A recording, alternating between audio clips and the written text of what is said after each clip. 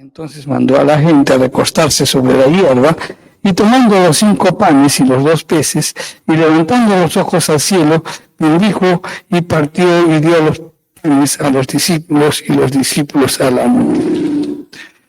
Y pues comieron todos y se saciaron y recogieron lo que sobró de los pedazos, 12 cestas llenas. Y los que comieron fueron como 5,000 hombres, sin contar las mujeres y los niños. Ahora bien, vamos a leer la alimentación de los 4,000, y eso está en Marcos, en el capítulo 8, los versos del 1 al 10. Dice: en aquellos días, como había una gran multitud y no tenían qué comer, Jesús llamó a sus discípulos y les dijo: tengo compasión de la gente, porque ya hace 3 días que están conmigo y no tienen qué comer. Y si los enviare en ayunas a sus casas, se desmayarán en el camino, pues algunos de ellos han venido de lejos. Sus discípulos le respondieron: ¿de dónde podrá alguien saciar de pan a estos aquí en el desierto? Él les preguntó: ¿cuántos panes tenéis? Ellos dijeron: 7. Entonces mandó a la multitud que se recostase en tierra. Y tomando los 7 panes, habiendo dado gracias, los partió y los dio a sus discípulos para que los pusiesen delante, y pusieron delante de la multitud. Y tenían también unos pocos piececillos, y los bendijo, y mandó que también los pusiesen delante. Y comieron y se saciaron, y recogieron de los pedazos que habían sobrado 7 canastas. Eran de los que habían comido como 4,000. Y les despidió. Y luego, entrando en una barca con sus discípulos, vino a la región de Dalmanuta. Amén.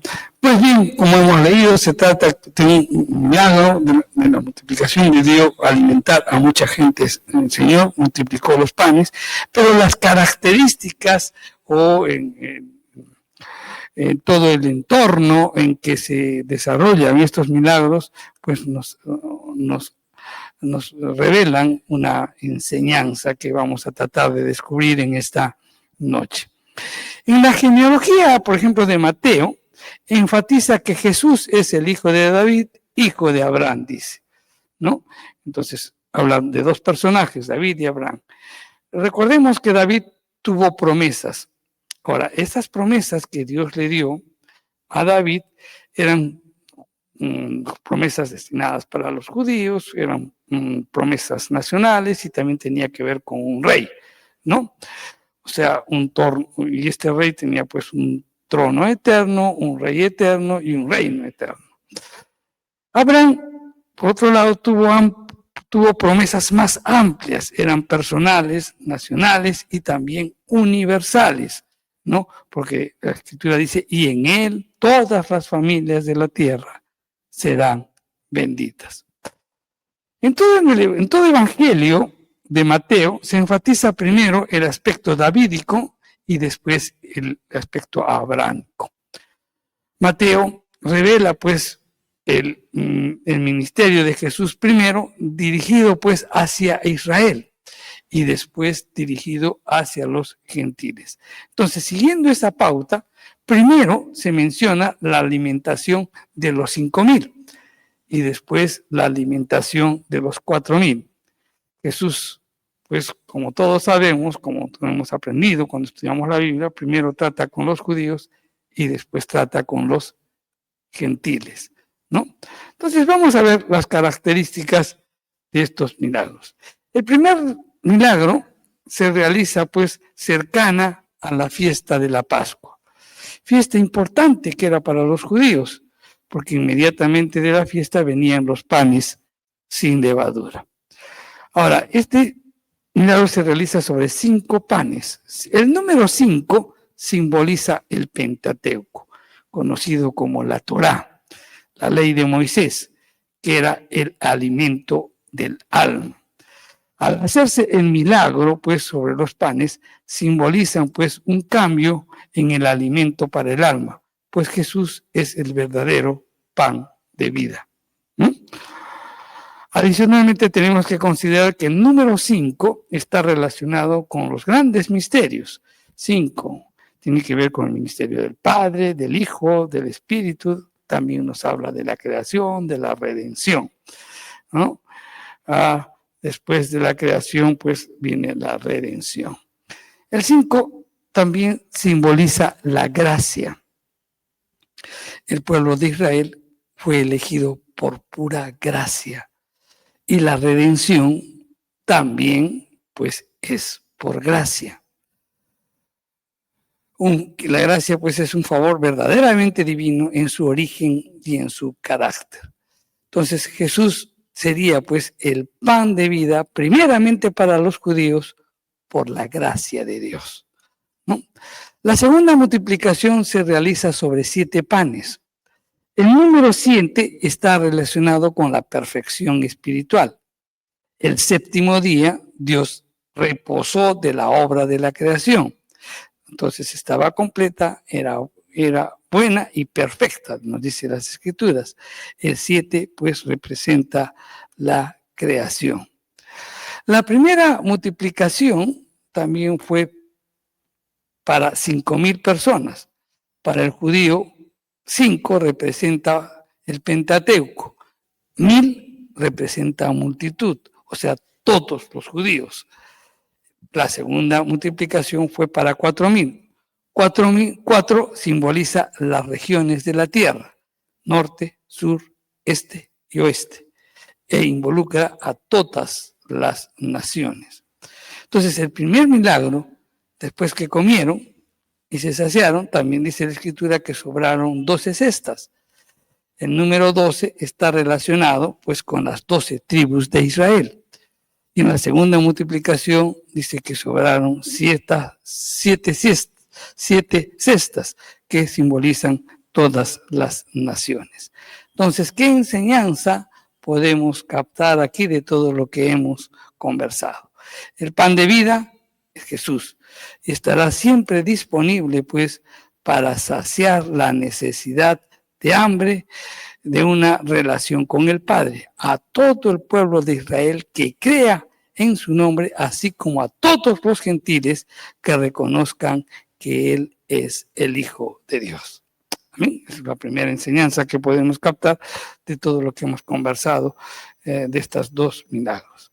Pero también hay más que podemos seguir escudriñando, pensando un poco. El primer milagro dice que la gente vino de las ciudades vecinas, porque representa al pueblo judío cercano a Jesús. El segundo milagro dice que la gente vino de lejos. ¿Por qué? Porque representa a los gentiles. Entonces aquí también podemos coger una enseñanza. Jesucristo murió por todos, judíos y gentiles. Lo importante es acudir a Él. En los ambos milagros dice que venían a Jesús. Acudir a Jesús, ¿para qué? Para saciar nuestra alma de esa relación personal con el Padre. Solo a través de Jesús, pues, seremos satisfechos. Bien, el orden de los milagros, primero 5,000 y después el de 4,000, y los detalles también nos ilustran el orden que se dio para disfrutar del pan de vida, Jesús. El primer milagro, la gente solo esperó un día para la multiplicación de los panes. Eso indica, pues, la prontitud con la que el evangelio judío se benefició del evangelio. Jesús vino inmediatamente, pues, cuando tuvo ya la edad suficiente de acuerdo con las Escrituras, pues comenzó a proclamar el evangelio inmediatamente a todo lugar, primero para los judíos. El segundo milagro, la gente dice que esperó 3 días para que recién se realice el milagro. Y obviamente se refiere, pues, al día de la resurrección. Después de que Jesús resucita, pues el evangelio también se hace extensivo ¿a quién? A los gentiles, ¿no? Entonces aquí también notamos una enseñanza. Mucha gente tiene hambre de Dios y solo puede ser saciada, pues, a través de Jesucristo. Nuestro primer ministerio es el de la reconciliación y el cual debemos tener, pues, mayor énfasis. Los milagros también nos muestran el rompimiento de los moldes y de las estructuras judías. en el primer milagro, la gente se reunió en grupos de 100 y de 50 personas para comer, ¿no? Así les fueron las instrucciones que el Señor le dio en ese milagro. Reúnanse en grupos de 100 y de 50, ¿no? Eso está en Marcos 6:40. Ahora, ¿por qué dio esas instrucciones? Porque el pueblo de Israel, durante la marcha en el desierto, con Moisés, estaba organizado por grupos, por 100 y por 50, ¿no? Y eso lo podemos leer en el Éxodo, en el 18:25, y también en Deuteronomio 1:15. En el segundo milagro, la gente se organizó espontáneamente para comer, lo que muestra pues la libertad de las naciones gentiles frente pues a las estructuras judías, ¿no? Había una gran diferencia. Entonces, aquí hay una enseñanza también que debemos captar. No importan los ritos o formas para degustar el pan de vida. Lo importante es la disposición de nuestro corazón para recibirlo y compartirlo. Los milagros también nos enseñan la urgencia de compartir el Evangelio. En el primer milagro, los apóstoles toman la iniciativa, ¿no? Y se afligen por el hambre de la gente. Señor, están tanto tiempo aquí, pues no, despáchalos, diles, ¿no? Lo que muestra la preocupación, pues, de los primeros cristianos por transmitir el Evangelio a los judíos. El segundo milagro, la gente esperó 3 días sin comer y los apóstoles no reaccionaron, sino el mismo Jesús, hasta que Jesús les advirtió del hambre de ellos, ¿no? Señalando así, pues, el recelo y la demora de los primeros cristianos en predicar el Evangelio a los gentiles. Si nosotros leemos el libro de Hechos, pues vemos que siempre se rehusaban a predicar el Evangelio a los gentiles. Y en este milagro nos lo ilustra muy claramente, ¿no? Entonces aquí hay una enseñanza que debemos aprender. Transmitir el Evangelio, dar a conocer que Jesús es el pan de vida, es una tarea que no admite demora. Debemos hacerlo rápido. Y las instrucciones del Señor, recordemos, es id y predicad el Evangelio.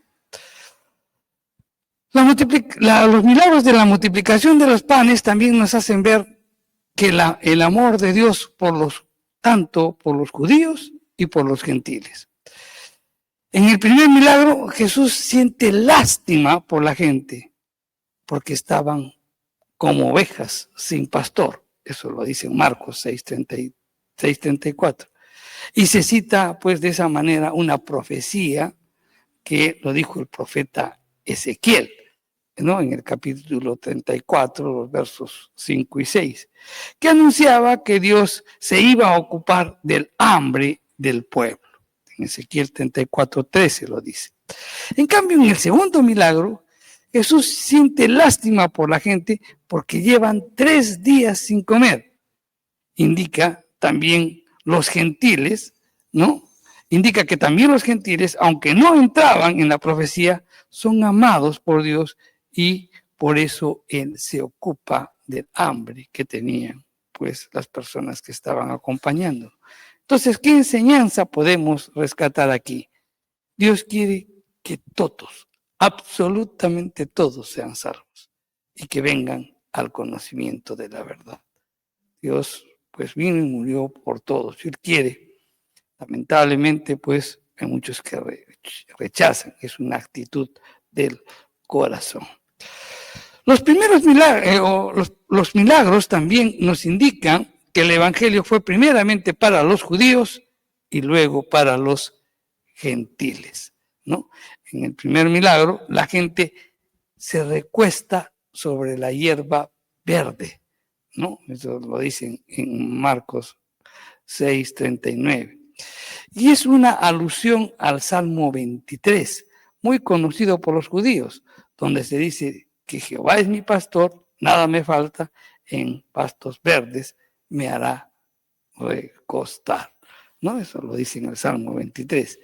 En cambio, en el segundo milagro, la gente no se sienta sobre hierbas, sino se sienta sobre la tierra, ¿no? Eso está en Marcos 8:6, que simboliza pues la universalidad, la totalidad del mundo de donde venían pues los gentiles. Tomemos también en cuenta que en la primera multiplicación las sobras de pan se recogieron en 12 canastas, ¿no? Eso lo dice en Marcos 6:43. La palabra griega que se utiliza aquí es cófinos, que indica recipientes pequeños, tejidos de caña y de mimbre, y eso comúnmente lo usaban los judíos.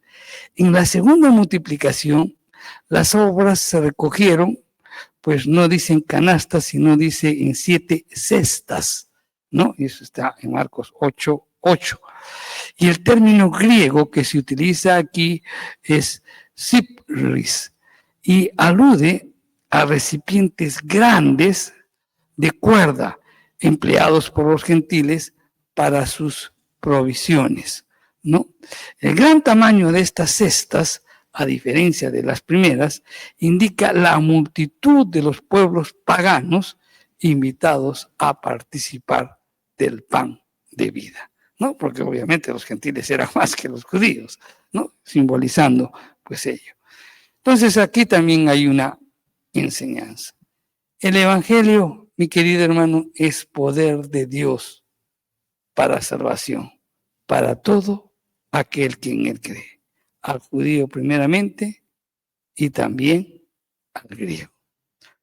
Como conclusiones de este milagro, ¿qué podemos decir? En primer lugar, que debemos evangelizar. Dios incluso nos ha confiado el ministerio de la reconciliación. Tenemos que dar a conocer el Evangelio. Las dos multiplicaciones nos recuerdan que hay una multitud muy grande que tiene hambre de la palabra de Dios, hambre de la comida espiritual. Tanto así que muchos de ellos postergaron su hambre física por satisfacer su hambre espiritual. Por eso se quedaron para oír a Jesús, ¿no? Entonces, Cristo nos envía a cada uno de nosotros a proclamar que solamente Él puede alimentar el hambre del hombre, ese hambre espiritual. Hay un tiempo para estar a los pies de Jesús y ser alimentado, pero también hay tiempo para ser enviado, para ir y llevar el glorioso mensaje del Evangelio, ¿no? El glorioso mensaje de que Él es el pan de vida. Y debemos estar atentos y debemos poner por obra, pues, esa conclusión a la que hoy estamos llegando y que debe latir en nuestro corazón. Con estos dos milagros podemos ver que Jesús tenía un profundo amor por las almas perdidas.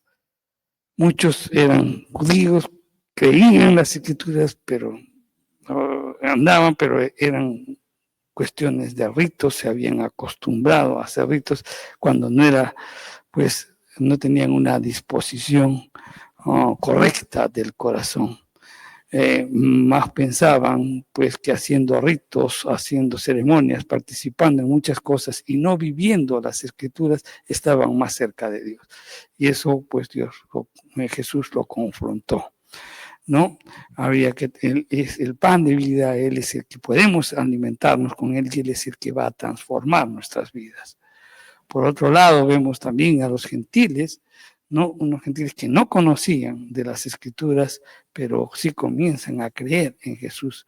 Y entonces, pues, ellos se convierten también. Entonces, cuando nosotros tenemos un profundo amor por las almas perdidas, llevaremos el Evangelio a todo lugar. Y en Jesús se cumple, pues, toda la escritura, ¿no? Él vino primeramente por los judíos, anunció para los judíos, ¿no? La llegada el reino de los cielos se había acercado, pues se les dio a conocer el mensaje de salvación, pues algunos lo aceptaron, otros lo rechazaron. También esa oportunidad se les da a los gentiles, a cada uno de nosotros. ¿Cómo se van a convertir si no hay quien les predique? ¿No? ¿Cómo van a satisfacer esa hambre espiritual si no conocen a Jesús? Tenemos una gran responsabilidad por delante y oremos para que realmente pues, pueda fluir en nosotros un espíritu evangelístico y que llevemos el mensaje de salvación a aquellos que no lo conocen. Amén. Vamos a orar. Señor, gracias por tu palabra, gracias por tus enseñanzas, gracias Señor porque nos ilustras en estos dos milagros, ¿no? En todo lo que sucede, en cada uno de ellos, pues hay un mensaje que nos hablas de la necesidad de dar a conocer que tú eres el pan de vida.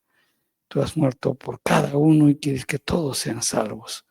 Ayúdanos a comprender eso, Señor, y enciende la llama del evangelismo en nuestros corazones.